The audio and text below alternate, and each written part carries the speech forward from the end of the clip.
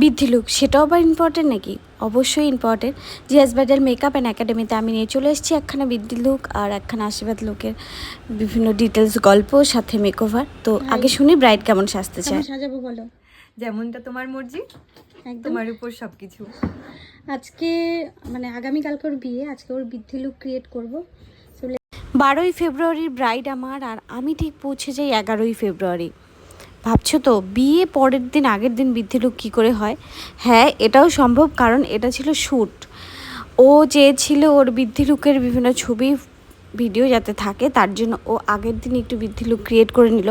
ওর সমস্ত কিছু double double ছিল, মানে বৃদ্ধি লুকের সমস্ত জুয়েলারি থেকে শাড়ি সব কিছু ডবল ডবল, কারণ রিয়েল বৃদ্ধিতে বিয়ের এত রিচুয়াল সেরে সত্যি বলতে কখনোই হয়ে ওঠে না ছবি ভিডিওর জন্য সেভাবে রেডি।